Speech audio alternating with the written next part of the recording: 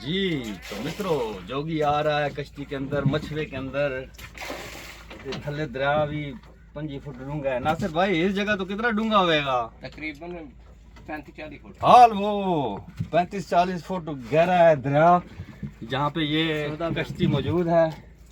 اور ماشاءاللہ بس پیر سلپ نہیں ہوا 35-40 فٹ تھلے چلے گئے ہو. ٹھیک ہے, اس لیے میرے اپنے جتنے بھی بار بار ان کو میں عرض کرتا ہوں کہ اگر آپ کو تیرنا نہیں آتا تو پانی کے قریب تک مت جائیں.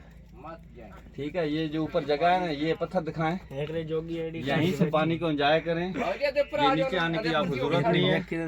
ہر سال دریا جہلم خدا نہ خواستہ کم از کم منگلا ڈیم سے لے کے نوگراں جو ہے پنڈ جہلم کا آخری تو نہیں ہے, خیر یہ تو وہاں تک جا رہا ہے آپ کا پنڈ. ہر سال کم از کم 50 سے 100 بچے جوان یہ ڈوب جاتے ہیں, خواتین بچیاں بھی ہوتی ہیں. تو پانی کے قریب مت جائیں.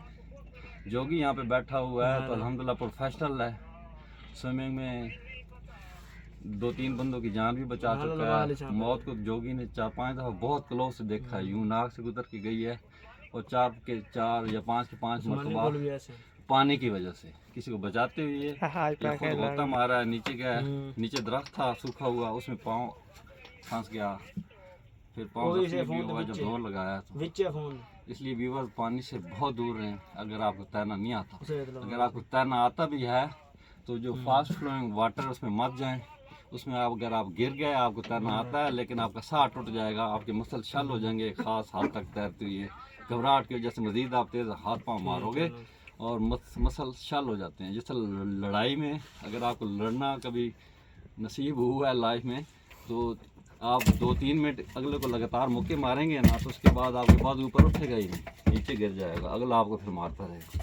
ٹھیک ہے, تو پانی سے دور رہیں. یوں نہیں کہ جوگی چینل دیکھا تو تسی پانی دے نیڑے تے جائے. نو, زندگی بہت بڑی نعمت ہے, بہت بڑی, اس کا خیال کریں. Okay, thank you.